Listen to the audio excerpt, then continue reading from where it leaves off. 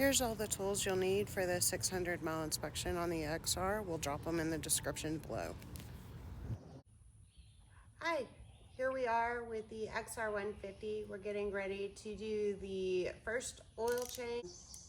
The manual says 600 miles is when that's done. There's a few other inspections. We'll go over those with you as well.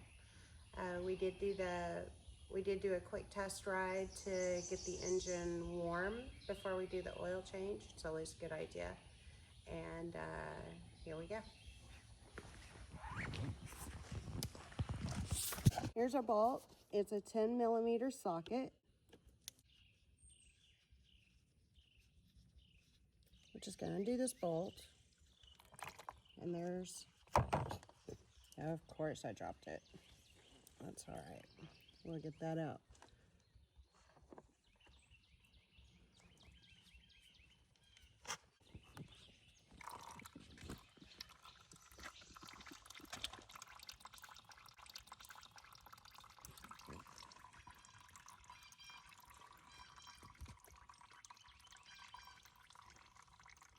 Something to be aware of when you're undoing the bolt. After, with the engine warm, the bolt is a little warm. We did let it cool down just a little bit. The oil's also gonna be warm.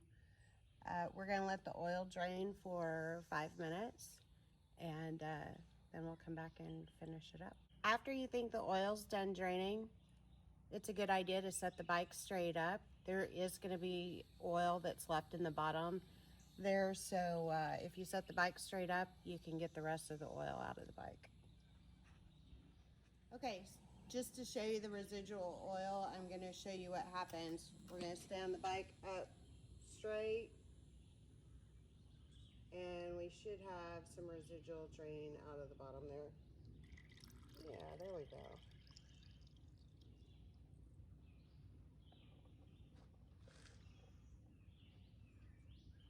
That looks like all we're going to get.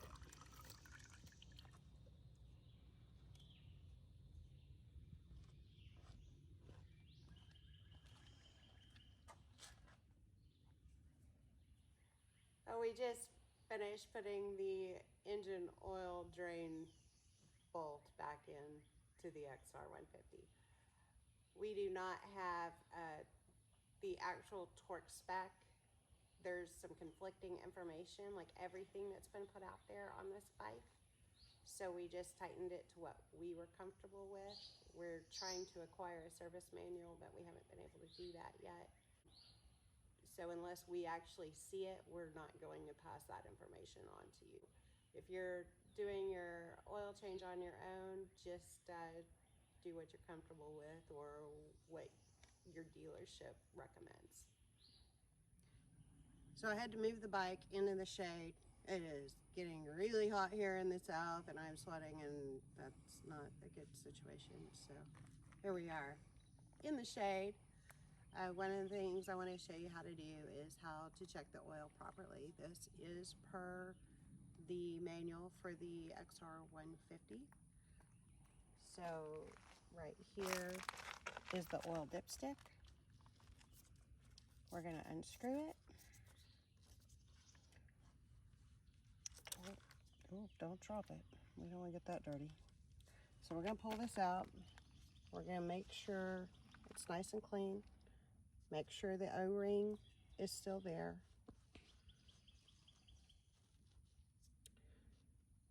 Oh, per the manual, to check the oil, we're just going to set this back in there.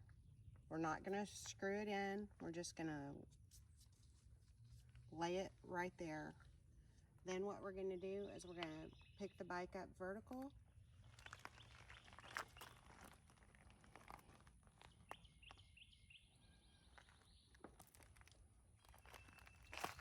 And then we check the oil level.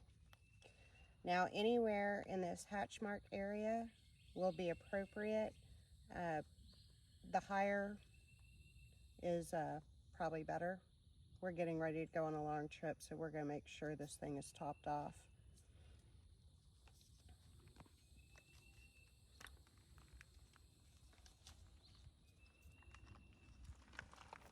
So now we're going to get ready to refill our bike with oil. And we're going to put the funnel in there and reference your owner's manual for the appropriate oil. And we'll top this off and have it ready to go. Okay, here we are. We're going to put oil back into the bike. The manual says that it's going to take about a quart. So I've got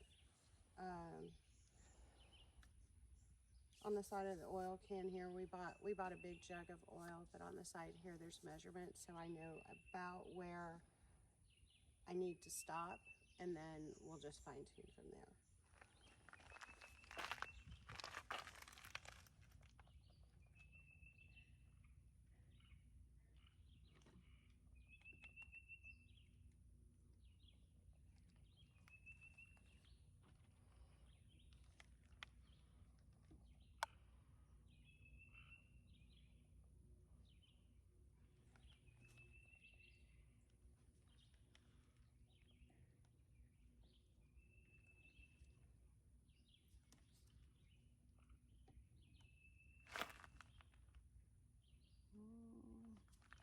Maybe a little more. What?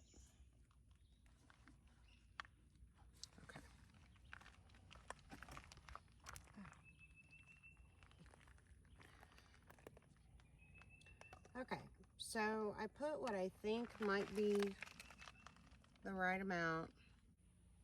Okay, so now we're going to check the oil. You can see the top of the oil line is right just a little higher than middle of that hatched area. Under normal operating, day-to-day driving, that would be a perfectly acceptable level, but we're about to go on a road trip, so we're going to go ahead and add a little oil to top this off.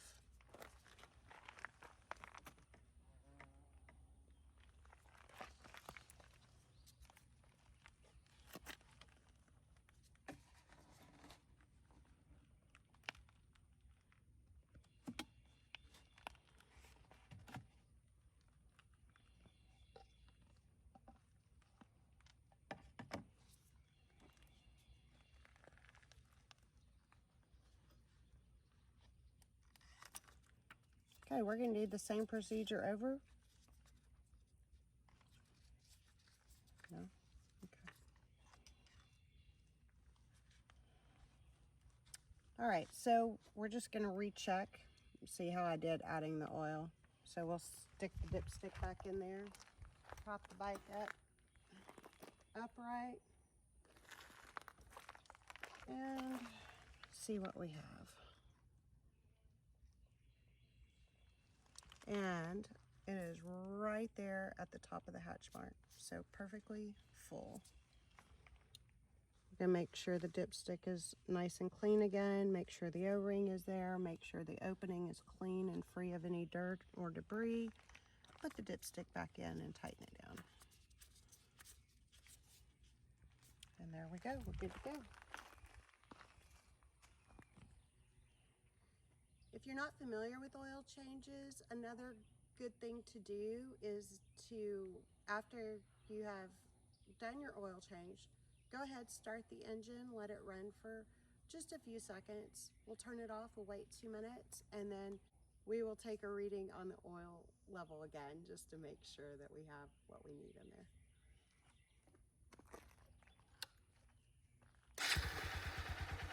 See how easy that starts, isn't it amazing?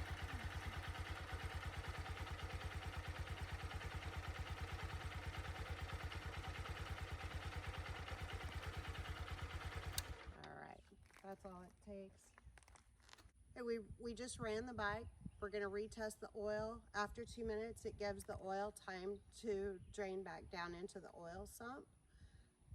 So we're going to unscrew the dipstick. It's new oil. It is hard to see, but previously our dipstick was completely dry. But we want to make sure it is clean and dry again. Again, make sure that the port is clean. We're going to put the dipstick back in, just set it in.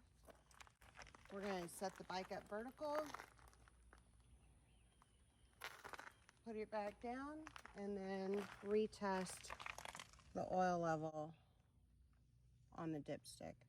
It's hard to clean, it's hard to see because it is brand new oil, but it's glossy, and so you can see where the line is between where I wiped it off and where the new oil is.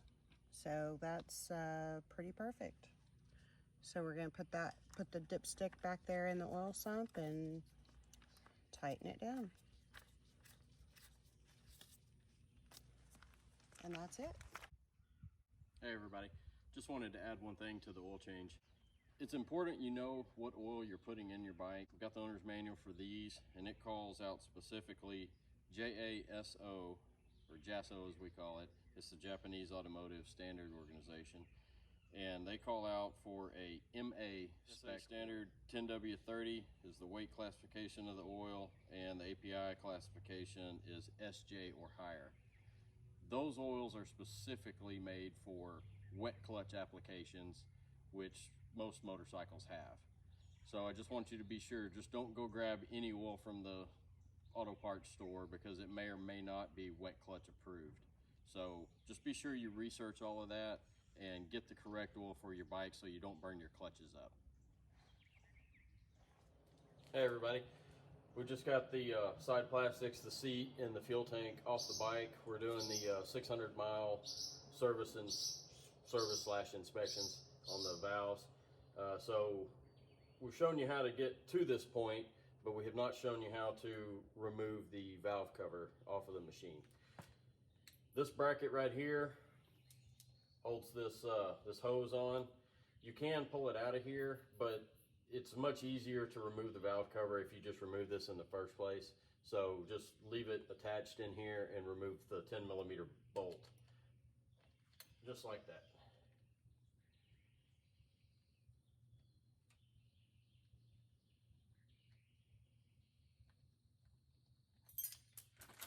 You can drop it on the floor like I did or not, that's totally your choice.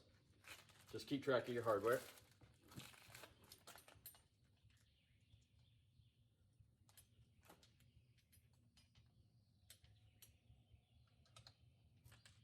I think I'm going to pull this clamp and hose off just to get it out of the way. I'm going to slip it in right there.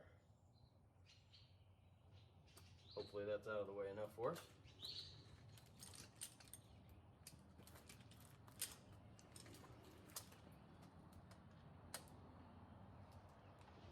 This one, yep, had the right tool in the first place. In the front is probably your hardest one to get to. Undo it as well. It's where the little chrome hose, or pipe rather, goes into the front center of the valve cover.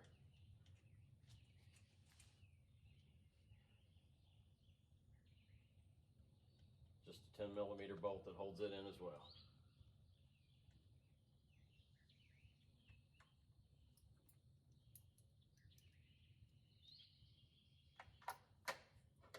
Tuck that in there out of the way.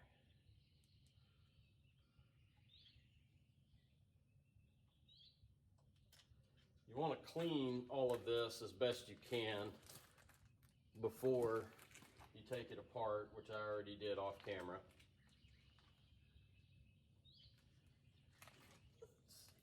One more on the other side. There it is. That chrome tube has one more 10mm hold down on the right side of the bike and about the center of the valve cover. It'll be the chrome tube with the black hose attached to it. Keep track of your bolt. This pops straight up, and there is an O-ring on the bottom of it. Don't lose that. That's a very important O-ring. Keeps everything from leaking. I'm gonna go ahead and clean it. Make reassembly a little bit easier. I'm just going to swing it down and out of the way. go ahead and clean in here, make sure I don't drop any debris down in my holes that do go down into the engine. You can use a vacuum cleaner. I use microfiber cloths. They do pretty good at picking up all the trash.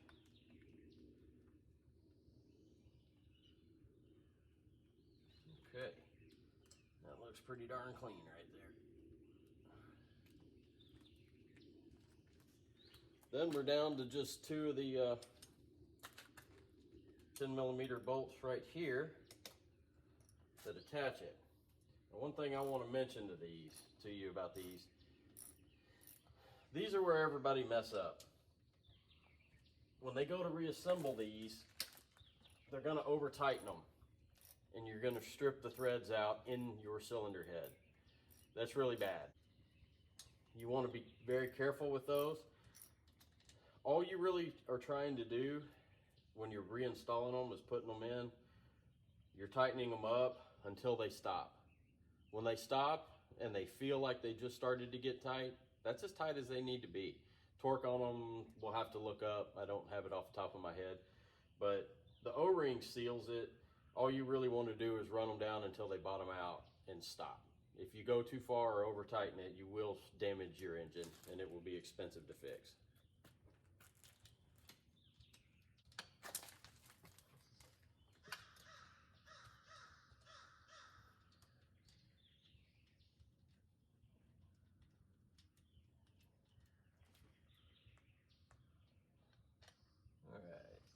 So I'll show you what I mean.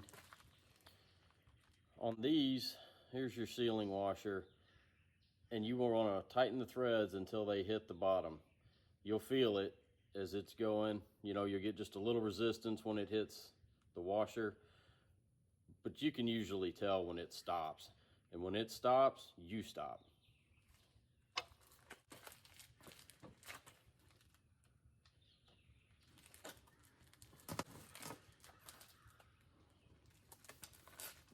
Alright, and then all you have to do is slip your side cover out.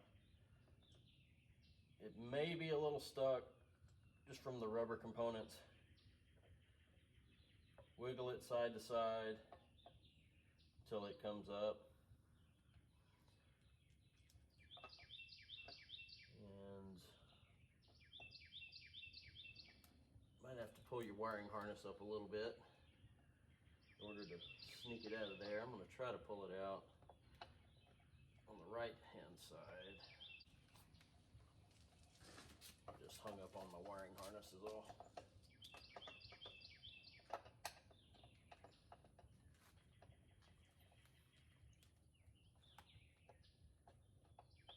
It's a tight fit. Don't force anything, be gentle with it. There's the inside, there's another O-ring right here, another very critical O-ring. Do not lose it.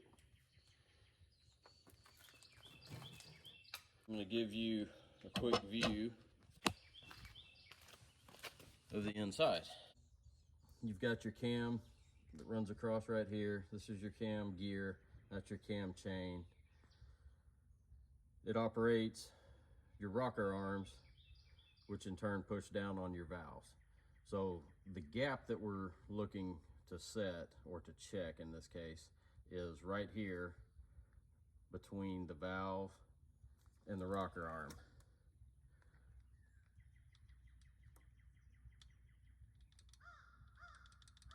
I don't know if you can hear that, but that's what we're checking for. There's a small gap right there between the tip of the valve. If you look right there where my finger is, right between that valve, you'll see how this piece moves, and the bottom end of this screw is going to tap on the top of the valve, and we're checking that gap where you can see it moving down there, just where you can see that light coming and going. That's where you put your feeler gauge and check your gap. All right, so we're fixing to pull the spark plug out till we can find top dead center on this engine. It's a 5/8 spark plug socket. Spark plug's on the right side of your engine. when removing a spark plug from an aluminum cylinder head, it's best to pop it loose quick and fast like that, and now it's broke free. Makes your life a lot easier. Prevents you from falling the threads. That's the old aircraft aviation trick right there. So here's our spark plug. I'm going to show you. It's very clean. You can see right there around all the electrode. It's got just a little bit of cocoa brown on the side. The other side is white. If anything, it's maybe just a hair lean, but it's running really good. It starts good, and I'm not messing with it. It is an NGK CPR 8EA 9.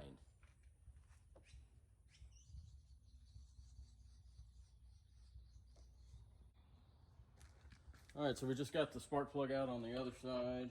We want to pull these two plugs on the left-hand side case cover. This is a 10mm Allen for the larger one. It's common for it to spit a little bit of oil. Grab my rag.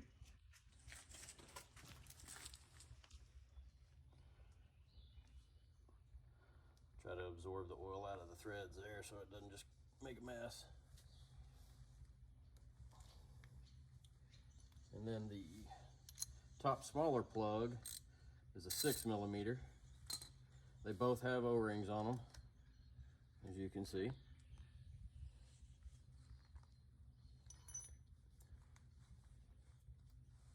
You're going to need a 19mm socket, probably with an extension or a deep socket, for turning your engine. You want to make sure that these tools are clean because they're going inside the engine. Only spin your engine in this direction. You can see the cam gear right here. See how it's turning that way? That's the proper rotation for this engine. You can see your exhaust valve, the one here on the front of the bike where the exhaust goes in. You can see that cam is coming up. So right now we're on the exhaust stroke. That cam lobe and the rocker arm and the valve is depressed. See how it just closed? Your intake valve is opening, so we're on the intake stroke. And now we should be starting the compression stroke, and I put my thumb over the plug hole, and that was our compression stroke. These two flat lines normally on Hondas line up with the flat. I probably went just a little bit too far. So back it up until they're roughly horizontal. The two lines on the left and the right side of the cam gear should be level with the top of the cylinder head. That should be TDC. We'll verify it another way here in a second. But the intake has gap. The exhaust has gap. And I haven't looked yet. I'll have to get a flashlight. But normally you should be able to find a top center mark inside this small witness hole. So I'll get a flashlight and look in there and see what it says. Give me a few minutes. It appears to be two lines that will line up with the notch that you see at the top of the hole.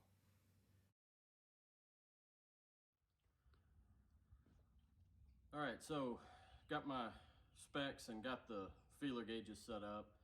The specs that I got from the Honda dealership for the 2023 XR150L is 0.08 millimeter or 3/1000ths of an inch.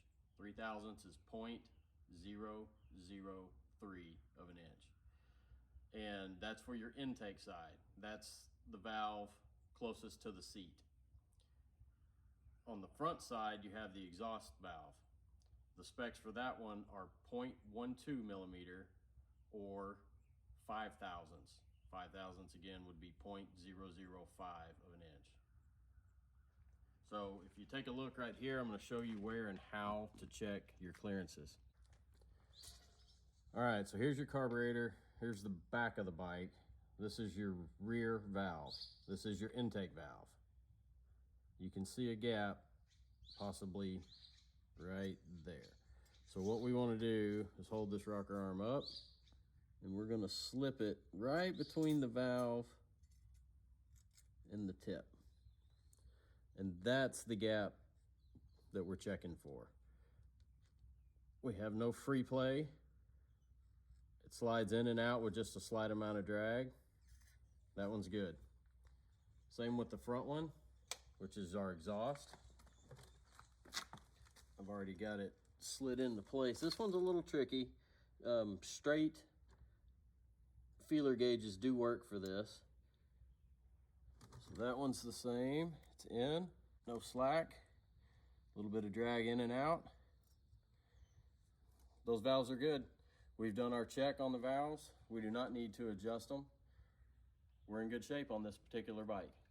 Now we got to check the other one. Okay, so since I don't need to adjust my valves, I'm not gonna crack them loose and just leave the factory Honda Torx and everything on there.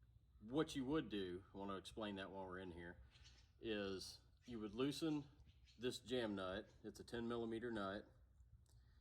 You would have your feeler gauge set in there like I showed you.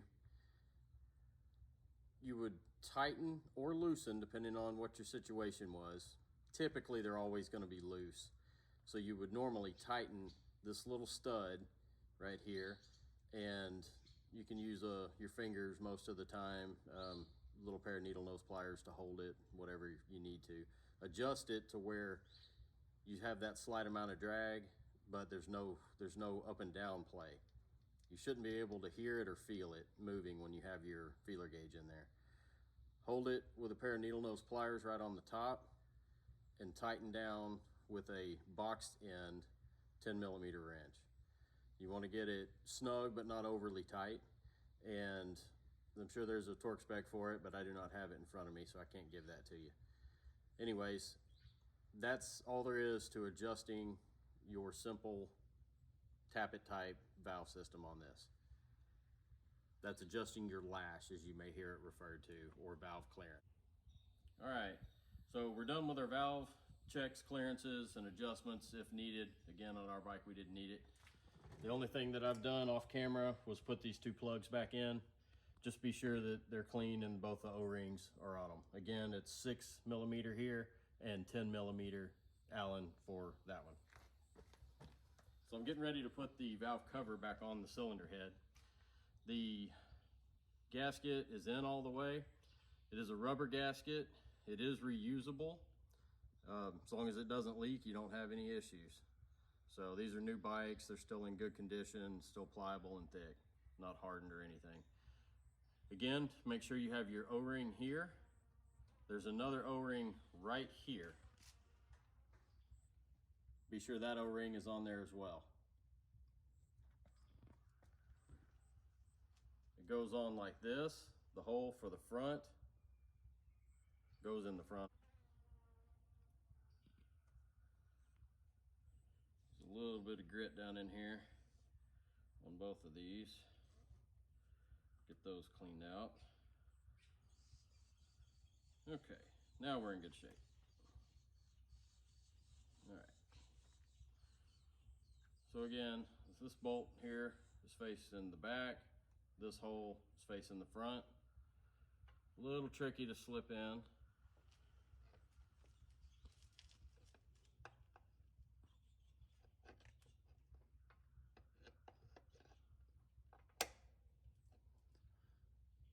Kind of have to work it past some obstructions in the coil over here on this side. Have to pull your harness up a little bit on the left to get it in. There's two dowels. You want to make sure it sits down pretty smooth all the way around before you go any further. Next thing you're going to want to do is grab your two bolts. Let me grab all my hardware real quick while I'm here.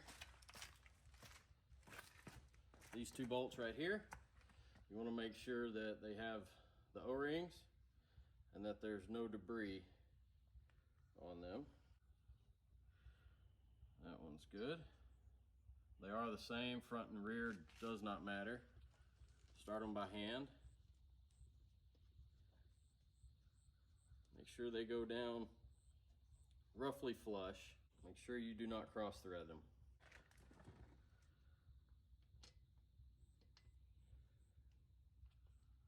Always start your hardware by hand. And that's roughly what it should look like. Should be roughly flush. Let me pull out my magic disappear and reappear in 10 millimeter. Those of you bike mechanics understand 10 millimeter is always the socket that disappears.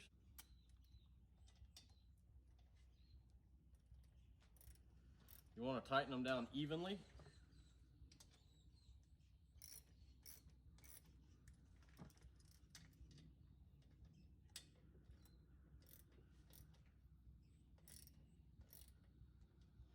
I do about 3/4 of a turn to a turn at a time. Make sure it walks itself down nice and straight. That one stopped. That one stopped. See how it doesn't want to go? You can put just a little bitty turn on it, if anything. And that's tight enough. Those two are done. If you strip them out, again, I can't repeat it enough, it's going to be really bad. You're not going to be happy. Have to put a helicoil or something in it, and that's just not a fun process. So next thing we do here is our chrome line. Make sure your O-ring's on, make sure it's clean. Make sure your boss over here where it connects is clean, up underneath. O-ring is on. It goes right down inside the hole. Take your hardware.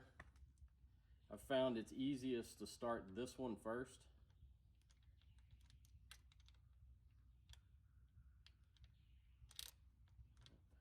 Get those other two out of my hand so it's easy. Get that one started and it kind of lines up the hole for the other one. I'll reach around here and get that one started. That one down a little bit. And this one down.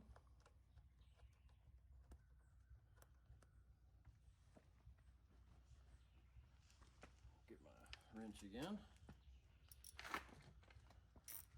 This one, you want to tighten this one first. Again, just till it stops and a little turn. Then tighten this one up. It's just a support bracket. And then I'll come back around here. Fish this back out. Okay, so this one is going to go right up here. Let me get it kind of set back about where it needs to be. Go ahead and get it started.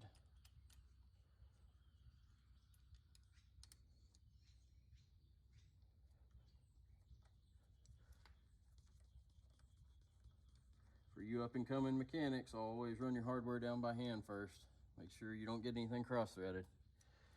The other end of this vacuum hose goes right here, just on the front flange of your carburetor. Be sure it's all the way down and all the way on and seated. Then we're just going to snug this one up. And the valve cover is back on. All right, so fixing to put our spark plug back in, and I'm just going to check the gap on it since I got it out and in my hand. 31 to 35 thousandths, that's 0.031 to 0.035 is the spec. And this one is set right on 31. So we're in good shape on this one. It's in good condition, so we're gonna reuse it. This spark plug has been installed before. If you're installing a new spark plug, you want to screw it in, run it another half a turn after it stops by hand, back it back out, and then tighten it up till it stops with your fingers, and then go 1/8 of a turn. That's how the manual says to do it. So what I'm gonna do is, since this one's been put in before, I don't have to do the half turn, take it back out. I always install a little anti-seize lubricant on my spark plugs so they don't get stuck in your cylinder head. What I want to show you is the proper way to do this. Start a couple threads down. You can run your finger down it, and then I'll use my excess, come down here, and we've coated pretty well the entire thread body. What you don't want to do is get it above your threads, really. You want to keep it off of your electrodes and the parts that are down inside the combustion area. And I got it just a little down on that one, but make sure we're cleaned off there good. So that's really what you want it to look like right there. Again, always start it by hand. Run it down until it seats right there, typically as tight as you can get it with your two fingers. And then what you want to do is go 1/8 of a turn.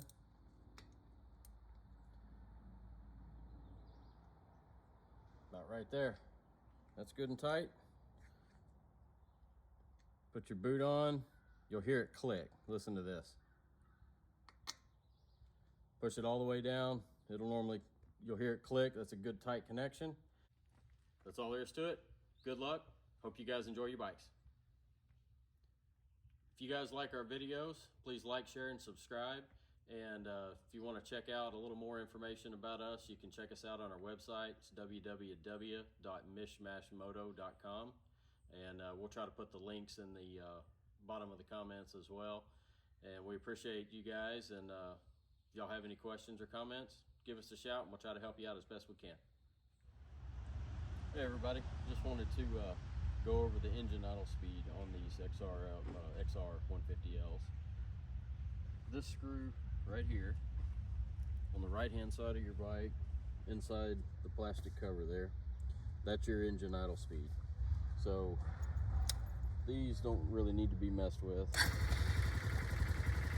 That's about right. I don't have the service specs because we don't have the manual yet. We'll try to get that information out in the comments whenever it does come available to us. But should you need to adjust yours, if you turn it in clockwise, it's going to raise the idle.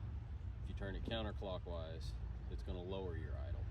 So if you need to adjust it, that's all there is to it. Okay, so this is on the front brake on the bottom side. It's a little easier to see right here, but this is your metal backing. This part right here is your actual lining. Right here is your, this piece is your rotor. Then on this side, that's your lining again, and then your metal backing right there. So what you're checking is the pads, the lining, the dark black spots right here, and right there. That's what you're looking for. That's your actual brake pad material.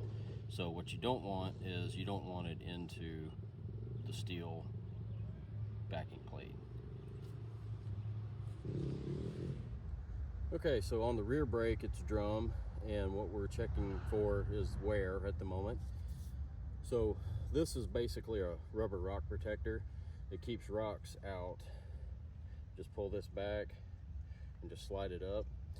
Its purpose is to keep rocks from getting bound in here where you can't apply the rear brake. What we're looking for is our wear indicator. If you look on this tab, there's an arrow there. And if you can see right here, there's another arrow right there.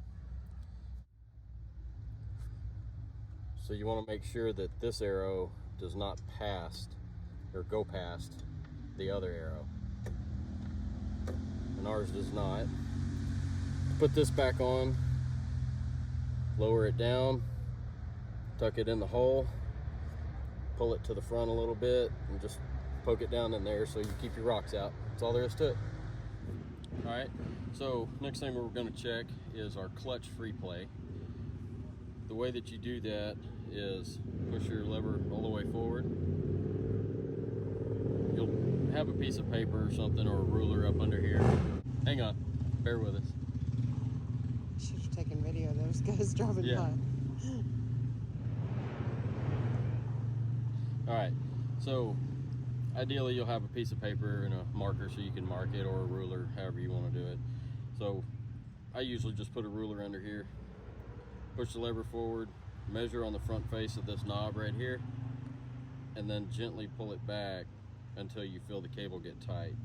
And what you're going to do is measure the difference between here and here. Right there and right there. On this bike, the minimum is 3/8 of an inch and the maximum is 13/16. So next thing you want to do is inspect the clutch cable itself. You can slide your dust cover forward. A lot of times you can look right in here and you can see the cable. What I usually do is pull it and I look right in here, all along in here, make sure there's no broken wire strands or anything. Put your dust boot back on, and then over here on this side, same thing. Just want to make sure all your linkage looks good. I'll pull the little dust boot off. Make sure it operates nice and smooth, and make sure there's no frayed wires, which on this one we're looking good. Put your dust boot back on. It's a little hard.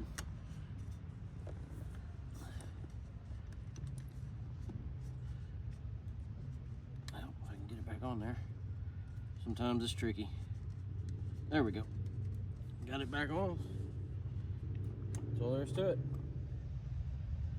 All right. So next thing we're going to look at is nuts, bolts, and fasteners. So the main thing that you're wanting to check is just all your hardware. Check your triple clamps up here, here. You want to check your axle nuts, engine attach hardware, exhaust nuts, swing arm pivot right here. You want to check your cotter pin back here for your rear brake lever, axle nuts. Just generally go through. This one will be loose. This is normal for it to have a little play in it like that. You're just going through and you're just checking all the hardware on your bike. Some of the more important ones, again, are going to be your axle nuts, front and rear, your brake hardware. Make sure your brakes, all your lines and everything is good shape on that. And your steering head bearing is on the list. It's right there. And then your top clamp nut is right there. Mine are all tight. Torque marks line up with everything. Another thing you can do is hold the front brake and push it forward and backwards. Normally you'll feel it kind of popping back and forth if there's any looseness or slack in that. Moving on to the wheels and tires. I go through, you want to check your entire tire, the tread and the sidewall, and what you're looking for is any cuts, any age, weather checking, any damage. You know, you might have a screw or a staple or something like that in there from time to time that hasn't penetrated the tube yet. You want to check your rim, make sure there's no damage to it, dents or dings. You also want to go through and check your spokes for tightness. Make sure you don't have any that are loose. Check all your spokes. I check my nut right here and make sure that it's tight. That way your valve stem doesn't end up getting ripped out of your tube. And your general hardware around all your brakes, just pretty much all the hardware on the motorcycle. And that's really about all there is to it.